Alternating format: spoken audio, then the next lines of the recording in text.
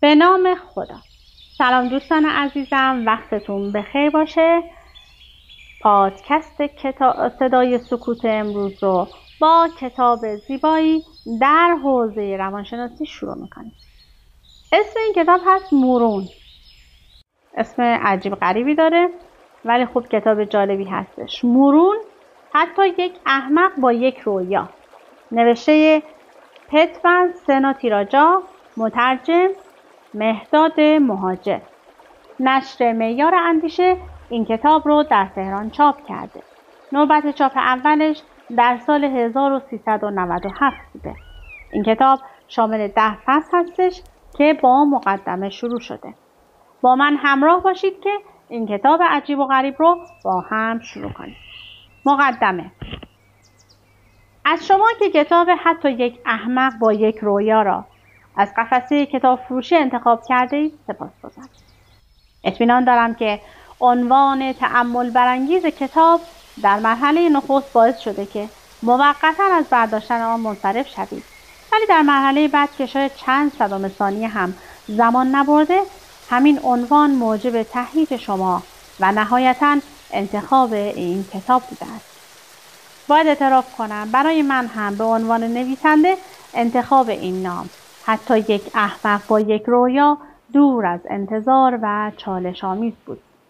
من می توانستم یک عنوان بی دغدغه تر و نزدیکتر به محتوای کتاب گزینش کنم، اما از آنجایی که همیشه سعی داشتم با خودم و افکارم صادق باشم، این بار هم تلاش کردم که همین کار را بکنم. نکته اول این که این کتاب صرفاً درباره شخص من نیست و نیز جوابگوی تمام و کمال سوالها و مشکلات شما هم نیست. مضافاً این که کتاب حاضر بر مبنای نگرش‌های متفاوتی به این امر که چگونه مردم و همچنین خودم پیرامون خودشان را می‌نگرند به رشته تحریر درآمده. این کتاب نشان می‌دهد که من چطور از سطوح پایین شروع کردم و تا آنجا که شد از انسان‌های باهوشتر، قوی‌تر و موفق‌تر از خودم آموختم.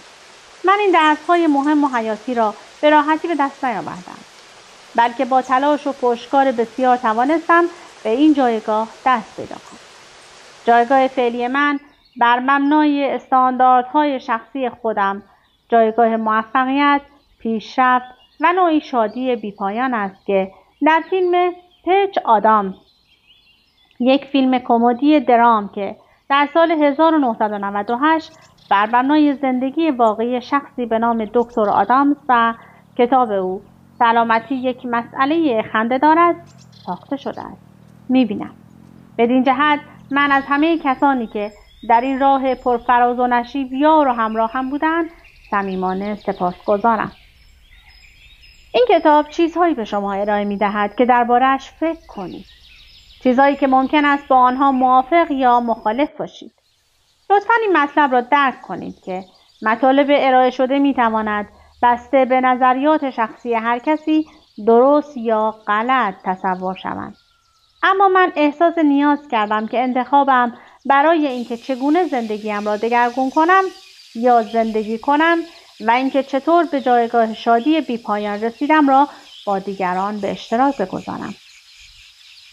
پس از رسیدن به موفقیت فعلی احساس کردم که یک کار نیمه تمام دارم و از این رو کتاب حاضر را که چکیده تجربیات من است به نگارش درآوردم و آرزو دارم که بتواند شما را در رسیدن به شادی بی‌پایان یاری نماید.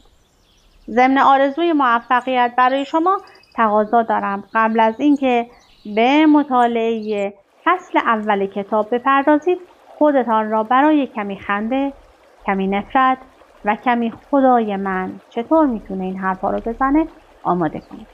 امیدوارم هنگامی که کتاب را کامل مطالعه کردید دست کم خنده‌ای بر لبانتان نشسته باشد و بگویید حالا من میتوانم از چیزهایی که خواندم در زندگیم استفاده کنم و ساختار زندگیم را تغییر دهم. از شما به خاطر خرید این کتاب غیرعادی و هیجان انگیز سپاسگزارم. موفق باشید. ساتیا پتون سنا تیراجا. فصل اول. آیا من یک مورونم؟ واضح است که هر کسی با دیدن این عنوان آیا من یک مرونم یکه بخورد. شاید بعضی از شما به این عنوان بخندید و برخی دیگر آن را نوعی توهین تلقی کنید. پاسخ من این است: این مشکل نگرش و نوع نگاه شماست، نه مشکل من. من قصد توهین به کسی را ندارم. به هر حال واژه مرون به نوعی خنده‌دار است. پس از انتشار کتاب مردم به من مرون میگویند و کارهای احمقانه و خنده‌دار زیادی را به من نسبت میدهند. خواهش میکنم در کتاب‌های فرهنگ لغات دنبال معنی واژه مرون نگردید، چرا که برداشت من از واژه مرون کاملا شخصی است و آنچه میگویم با آنچه که من پیش از آغاز سفری متفاوت در زندگیم بودم ارتباط زیادی دارد. تعریف مرون. مرون‌ها افرادی هستند که هر روز صبح سر کار می‌روند، عصر به خانه برمیگردند و 1000 باره همین کار را تکرار می‌کنند. آنها زندگی غمگینانه‌ای دارند. هیچ احساسی نسبت به همسرشان ندارند. بدون داشتن احساس شادی می‌خندند. از دیدن حساب بانکی خود متنفرند و حتی در بعضی موارد به فکر کشتن رئیسشان می‌افتند.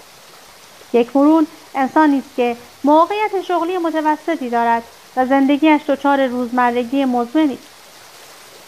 در زندگی هیچ هدفی ندارد و اصولاً بدون داشتن هدفی مشخص به زندگیش ادامه می‌دهد. او منفعلانه روزگار می‌گذراند. برخی از مرون‌ها مانند جوان‌های تازه به دوران رسیده مرتب تغییر لباس و قیافه می‌دهند. اینها از نظر من افراد فقیر و شیک‌پوشی هستند و پولی را که ندارند خرج می‌کنند و اصلاً به فردا نمی‌اندیشند. مرون‌ها در زندگی کاری انگار در یک قصر بلورین هستند که در آنجا رئیسشان همان شاه یا ملکه است که مرتب به آنها دستور می‌دهد: این کارو نکن، اون کارو نکن. تعطیلی نداری، تفریح نداری. بالا نرو، پایین نرو. تعداد نهایی که میشنوند خیلی بیشتر از بله هاست. با اینکه زندگی ناراحتشان میکند و هیچ گونه حامی مالی ندارند، اما باز هم خود را وقف کارشان میکنند. انسان مرون اوایل هفته ها افسرده و دماغ است. یعنی به جز تعطیلات عمومی آخر هفته چیزی یا کسی ندارد تا مشتاق دیدارش باشد. جمعه ها به طور معجزه‌آسایی شاید همچون روز تعطیلی است. خود به خود شاد می شود و به دلیل همین شادی زماندار است که ما در شهرها مکانهایی برای گذراندن جمعه ها داریم. متاسفانه آمار نشان می دهد که 95% افراد در فضای زمانی و مکانی احمقانه مرونیک زندگی می کنند. به طور مثال شما هر روز صبح بدون هیجان و ذوق زندگی از خواب بلند شده، کشان از منزل خارج شده و سوار ماشین می شوید. پشت راه بندان ترافیک مانده، سپس به دفتر کارتان می رسید و کار تکراری و خسته کننده هر روز را که شما را سر شغل نمی آورد به اجبار و بدون کمترین علاقه‌ای انجام می دهید. ممکن است بعضی از شماها که این کتاب را می خوانید بگویید شغل من هیجان انگیز است. به احتمال زیاد تنها 1 یا 2 سال است که شما در کار فعلیتان مشغولید. پرسش من این است که آیا بعد از 4 سال هم همین نظر را خواهید داشت؟ آیا باز هم خواهید گفت شغل من مهیج است؟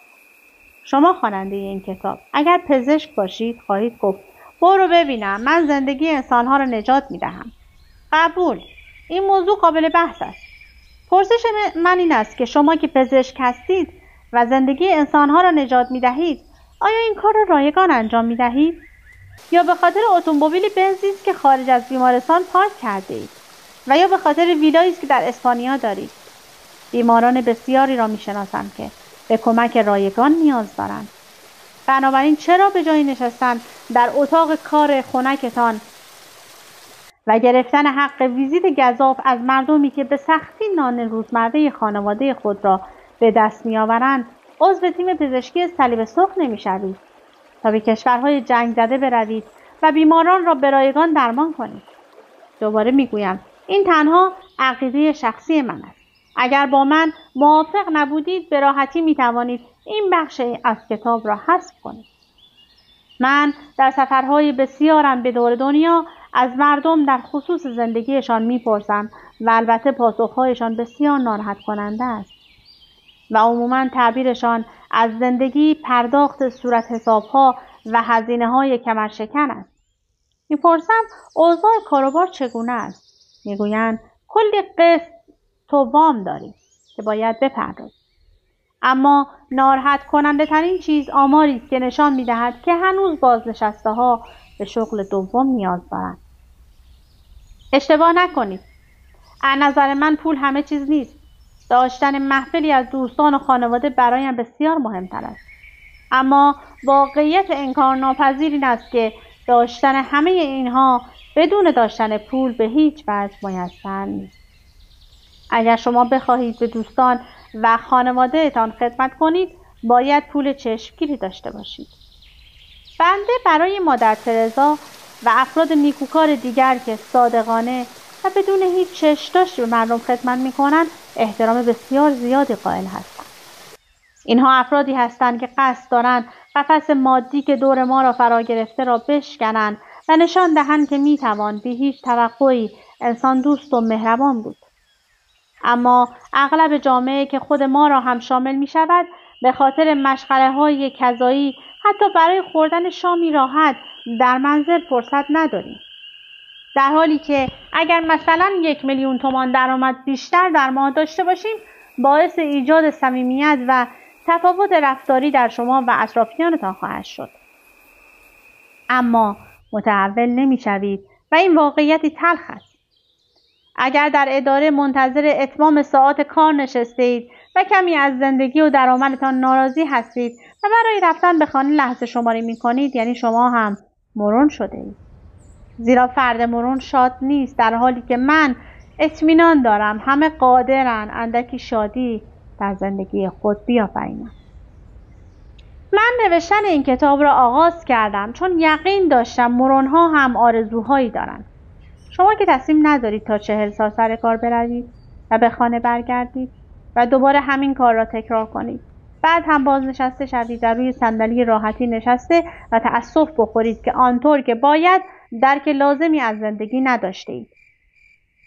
بعد از بازنشستگی چون دیگر به اداره نمی روید، در نتیجه تماس‌های تلفنی خویشاوندانی که از شما پول می‌خواستند و نیز ارتباطتان با دوستان نزدیکی که اوقاتشان را با شما می‌گذرانیدند کم می‌شود. من به عنوان نویسنده این کتاب فروتنانه اعتراف می‌کنم من هم مرون بودم و هنوز هم بعضی از روزهای هفته مرون هستم، چرا که هنوز هم طبق سنت‌ها و اصولی مضحک زندگی می‌کنم و بعضی اوقات تسلیم قوانین اجباری جامعه هستم. با جدیدترین گرایش‌ها همگام می‌شوم و گاهی اوقات علی‌رغم تنفر از غذای خاص در یک رستوران ایتالیایی نشسته و غذا می‌خورم. من بیشتر تلاش را برای رها شدن از دست مرون درونم به کار می‌برم، با اینکه کار آسانی نیست، ولی هر روز به آن فکر می‌کنم. امیدوارم شما هم اینگونه باشید. بنابراین اگر بعد از خواندن این فصل کتاب قصد انجام آن را دارید، به خواندن فصل‌های بعدی کتاب ادامه دهید، زیرا فصل‌های بعد چگونگی از بین بردن مرون‌ها را به شما می‌آموزند. مطمئناً در دنیا افراد بیشماری هستند که در تلاشند از شر عادت‌های تکراری و مشمئز کننده زندگی خلاص شوند.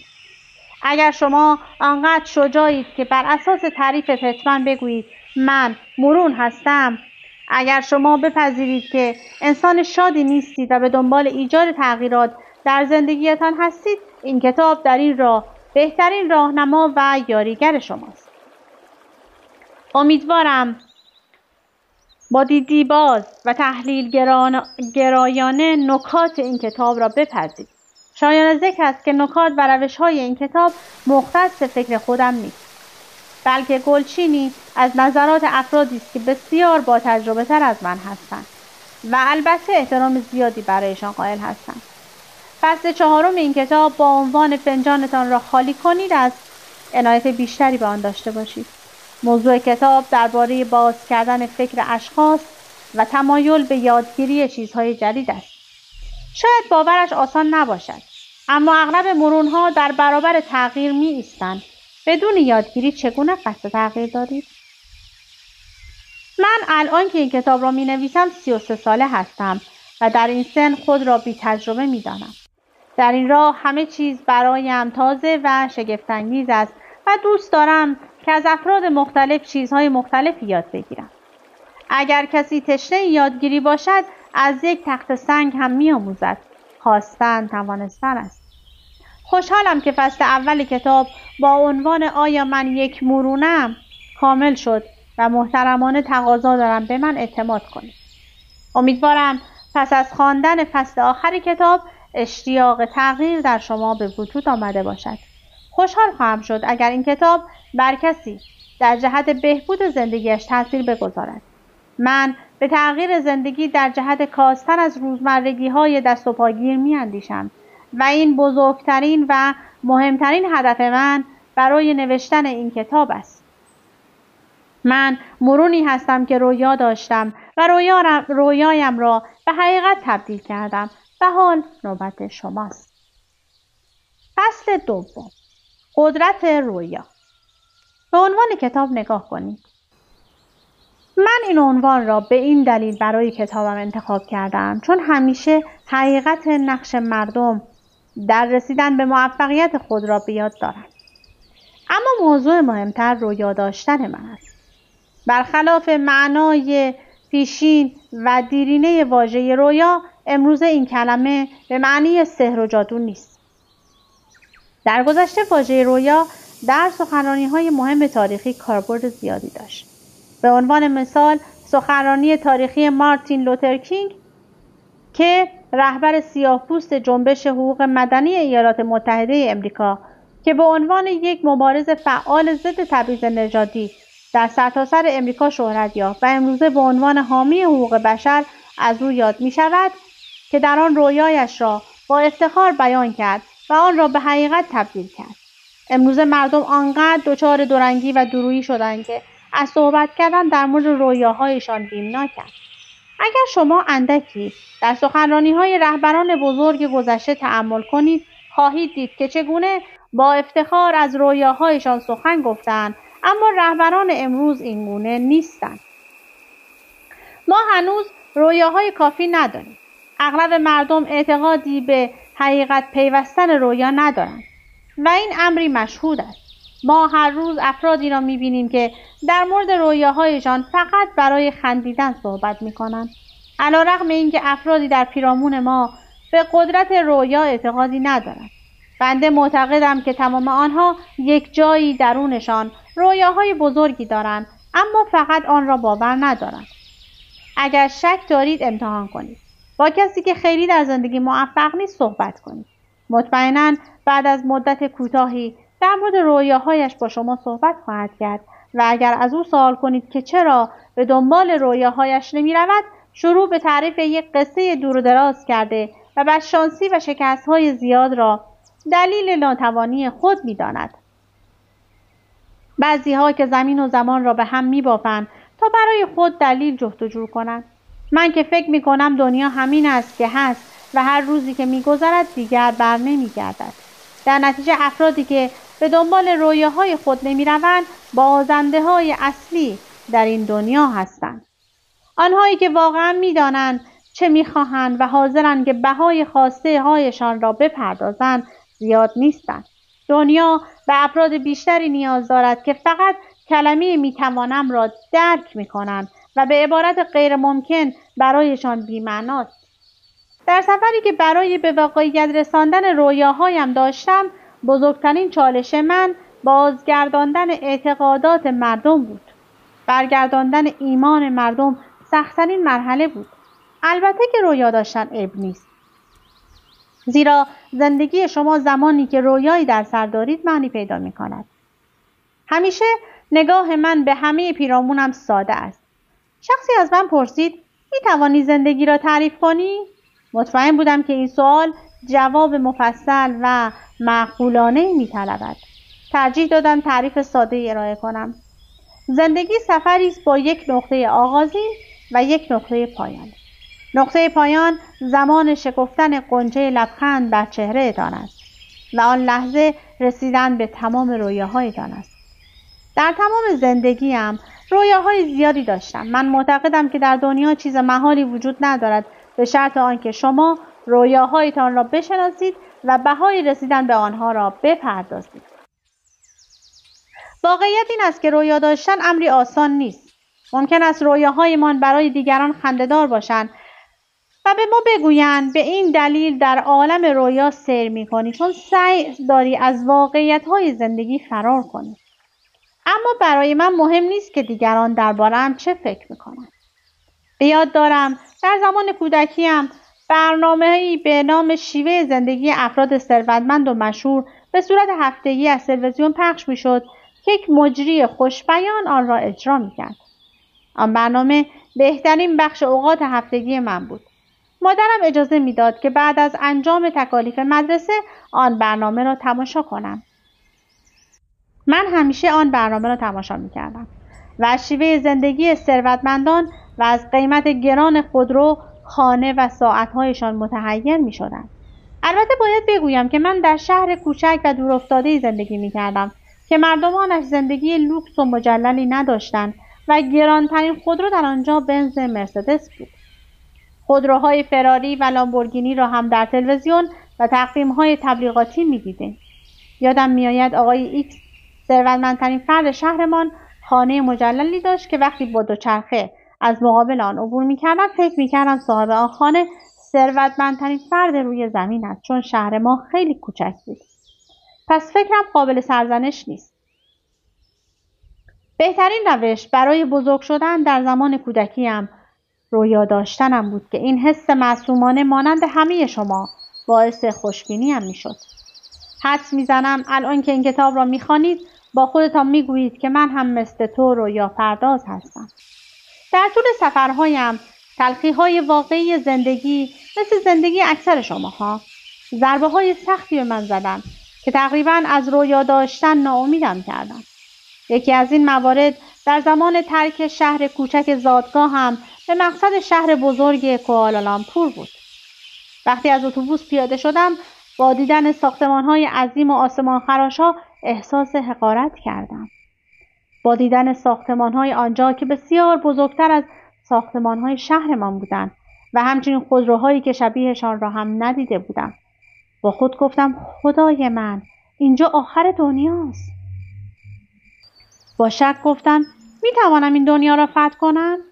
میتوانم رویاهایم را به حقیقت تبدیل کنم؟ هنگامی که یک قسمت از سریال شیوه زندگی افراد ثروتمند و مشهور از تلویزیون پخش شد، بلافاصله به باورهای خود بازگشتم. من در زمان کودکی همیشه دوست داشتم رویاهایم را با صدای بلند بیان کنم. مشخص است که تغییر نکردم. آن روزها همیشه به مادرم میگفتم میخواهم خانه بزرگ بخرم، مثل همان خانه‌ای که دیشب تلویزیون نشان میداد. من روزی ثروتمند میشوم و شما مثل یک ملکه زندگی میکنید. تقریبا مطمئنم که اکثر همسن و سالهای ما همین حرفها را به مادرهایشان گفتند، ولی من به گفته‌هایم ایمان دارم. مادرم گفت باشه به رویاهای ادامه بده و تکلیف مدرسه را تمام کن. نگرش مادرم نسبت به رویاها و افکار من منفی نبود، فقط اخلاق او این گونه بود، چون در زمان فرهنگی میزیست که رویا داشتن احمقانه بود و دغدغه اصلی او پرداخت صورت حساب‌ها بود. من به هیچ وجه او را سرزنش نمی‌کنم. حدس می‌زنم که مادر و مادر بزرگش هم این گونه می‌اندیشیدند و نه شیوه زندگی ثروتمندان داشتن و نه حتی تلویزیونی برای تماشای برنامه آن. میخواهم از چگونگی مهم بودن دستیابی به رویاهایم مثالی برایتان بزنم. بخوانید و لذت ببرید. دوچرخه BMX.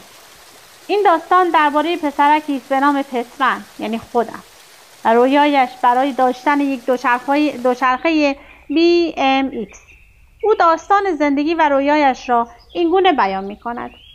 من آخرین فرزند خانواده بودم و هرچی که از لباس و لوازم داشتم از برادرهای بزرگتر از خودم به من رسیده بود. پیراهنهایم را قبلا برادران بزرگترم کونا و ساتی پوشیده بودند و دوچرخه‌ام را هم که شبیه دوچرخه دخترها بود قبلا آنها سوار می شدند و به همین ترتیب همه وسایلم. ممکن است شما بگویید چون کوچکترین فرزند خانواده هستید لوس بار آمدید. دقیقاً میدانم چه احساسی دارید، اما سخت‌تر اشتباهید. چیزهایی که به من داده شده بود چون همگی دست دوم بودن مورد پسندم نبودن، ولی بالاجبار باید استفادهشان میکردم. به غیر از روزی که یک دوچرخه BMX در یک مغازه دوچرخه فروشی نظرم را به خود جلب کرد. دیدن این دوچرخه بزرگترین رویا و شگفت‌انگیزترین اتفاق دوران کودکیم بود.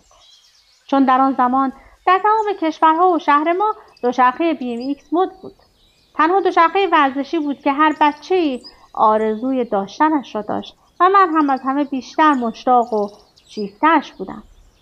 به نظرم BMX برای بچه‌ها حکم ماشین فراری را داشت. یادم هست هر روز برای دیدن دوچرخه رویاییم از مقابل مغازه دوچرخه فروشی عبور می‌کردم. قیافه‌اش را هیچ وقت فراموش نمی‌کنم. دوچرخه‌ای با رنگ زرد و سیاه که دسته‌های زرد رنگش به صورت منحنی در قسمت بالای آن قرار داشتند. هر روز به بهانه خرید به مغازه دوچرخه فروشی می‌رفتم و نگاهش می‌کردم. دستی بهش می‌کشیدم و تا یک ربع تماشایش می‌کردم تا اینکه صبر مرد مغازه‌دار سر می‌آمد و با عصبانیت بهم میگفت بالاخره می‌خوای بخریش یا نه؟ من بچه سمجی بودم و هر روز به مادرم اصرار می‌کردم که دوچرخه را برایم بخرد. همش تو این فکر بودم که چه کار کنم تا دوچرخه را بخرم. به خودم میگفتم هر کاری باشد انجام میدهم. مادرم که با من رو راست بود میگفت خوبه که آن دوچرخه را میخواهی، اما متاسفانه من توان خریدش رو ندارم. قیمت دوچرخه 170 رینگیت، واحد پول مالزی، و حقوق من 700 رینگیت. قیمت دوچرخه برابر با 25% حقوق ماهانه مادرم بود و این نوع خرید برای خانواده ما که سطح معمولی داشت بالخرجی و غیر قابل قبول بود، چون اولویت‌های مادرم هزینه‌های مواد خوراکی، بهداشتی و اداره خانه بودند. عمه یا عموی ثروتمندی هم نداشتم که بتوانم این دوچرخه را برایم بخرد. بنابراین برای مدتی از خریدن دوچرخه ناامید شدم. این وضعیت خیلی طول نکشید. تصمیم گرفتم با مادرم معامله کنم و به او گفتم که قسمتی از پول دوچرخه را خودم در میآورم و بقیه‌اش را او بدهد. مادرم به حرفایم گوش داد و گفت باشد، چرا که نه. پس از آن هر کاری از دستم برمیآمد انجام میدادم و هر یک سنتی که به دستم میآمد پس انداز میکردم. بطری‌های شیشه‌ای دور ریخته شده را جمع میکردم و به مغازه‌دارها میفروختم. بالاخره همه جور کار عجیب و غریب را برای رسیدن به دوچرخه رویاهایم انجام میدادم. حیاط خانه‌های مردم را تمیز می‌کردم، اجناس را هم می‌کردم، سگ‌ها را می‌شستم، فاضلاب را پاک می‌کردم. بالاخره روز موعود فرا رسید. سهم من از خرید دوچرخه جور شد و آن را به مادرم دادم و دوچرخه را خریدیم. این داستان را دوباره بخوانیم. مسلماً هیجان من برای خرید آن دوچرخه خنده‌دار به نظر می‌آید، اما شما نمی‌دانید که دنیا برای من در 11 سالگی فقط با داشتن آن دوچرخه معنی داشت. از دنیا هیچ چیز دیگری نمی‌خواستم. فقط با داشتن آن دوچرخه به اوج هیجان و شادی می‌رسیدم. مثل یک مرون دوچرخه سواری می‌کردم. زیر آفتاب داغ، زیر باران، سربالایی‌ها، سراشیبی‌ها. رو به جلو، عقب، روزهای شادی بودن. چون من صاحب دوچرخه BMX بودم. هدف من از نقل این داستان این است که شما هم رویایی در دل دارید و با تمام وجود برای رسیدن به آن تلاش می‌کنید. من به عنوان کودکی فقیر به توان خرید آن دوچرخه گران قیمت ایمان داشتم و تمام توانم را برای به دست آوردنش به کار بردم. شما هم به شرط داشتن باور واقعی می توانید دوچرخه BMX تان رویاهایتان را بخرید. صحبت در مورد شما. همانطور که در مقدمه کتاب گفتم، این کتاب حلال تمام مشکلات شما نیست. هدف این کتاب دادن الگوهایی است که شما به کمک آنها بتوانید زندگیتان را بسازید. به همین دلیل از همین میپرسم، آرزویی دارید؟ آرزوی بزرگترها داشتن خانه‌ای وسیع و مجلل است. فردی پاسخ داد: ای مرون، منطقی و واقع بین باش. از من که توان پرداخت قبض‌ها و صورت حسابهایم را ندارم، در مورد داشتن رویا میپرسی؟ حالا اگر این سوال را از بچه‌ها بپرسی، ساعتها جز به جز رویاهایشان را تعریف می‌کنند. من که به این نتیجه رسیدم که رویا دورنمایی است از آنچه شما هستید. نگرش و داشته‌های افراد با رویا و افراد بی رویا بسیار با هم تفاوت دارند. لطفاً در مورد رویاهای مورد بحث من برداشت غلط نکنید. من تنها درباره جنبه‌های مادی زندگی صحبت نمی‌کنم، بلکه به کارهای ساده‌ای مثل بردن خانواده به بهترین رستوران، بازی گلف آخر هفته‌ها، رفتن به تعطیلات طولانی و یا حتی نوشتن کتاب هم می‌اندیشم. اکثر ما در مرحله ایکاش هستیم. 3 مرحله زندگی به 3 مرحله رویا، واقعیت و حسرت تقسیم می‌شود. هر کسی این مراحل را در زندگی طی می‌کند. مرحله رویا مرحله است که شما می‌خواهید بر دنیا حکومت کنید و قهرمان شوید. در این مرحله شما خودتان و تواناییتان را برای تصرف دنیا باور دارید. مرحله واقعیت زمانی میرسد که شما فارغ التحصیل شده و شغلی پیدا کردید، کم کم متوجه میشوید حقوق شما کفاف پرداخت مخارج زندگیتان را نمیدهد و سیاست‌های اقتصادی جلوی رشد و ترقی شما را گرفتن. در دنیای سرمایه‌گذاری رقابت آنقدر شدید است که شانس موفقیت شما در آن خیلی کم است. این حقیقت را دریافتید که در دنیا کامروا شدن بستگی بسیاری به ارتباطات اجتماعی شما دارد. زیاد مهم نیست که خودتان چه کسی هستید. متاسفانه روند جامعه امروز این گونه است. تقریباً همه رویاهایشان را طی مرحله واقعیت‌های زندگی فراموش می‌کنند و از رسیدن به آنها ناامید می‌شوند. مرحله ایکاش مرحله پایانی زندگی ماست. زمانی است که دیگر پیر شده اید و روی صندلی راحتی نشسته اید و در حالی که نوه‌های شما کنارتان هستند شروع به تعریف داستان ایکاشتان می‌کنید. ایکاش زمانی که آقای بیل گیتس پیشنهاد همکاری با شرکتش را داد قبول می‌کردم. اگر در مرحله رویای زندگی هستید و دارید این کتاب را می‌خوانید، نصیحت من به شما این است که هرگز از رویا داشتن دست بر ندارید. اجازه ندهید کسی یا چیزی رویاهایتان را بدزدد. هرگز از رویاهایتان دست نکشید. مردم اگر رویایی ندارند به نظر من به این دلیل است که گرفتار واقعیت‌های زندگی شدند. امروز زمان از هیچ کس کسی شدن است. امروز زمان از هیچ کس کسی شدن است. امیدوارم که این کتاب زیبا رو بگیرید و بخونید و یک مرون باقی نمانید و به همه آرزوها و رویاهایتان برسید. از اینکه با من همراه بودید سپاسگزارم. تا وایس بعدی، خدا نگهدارتان.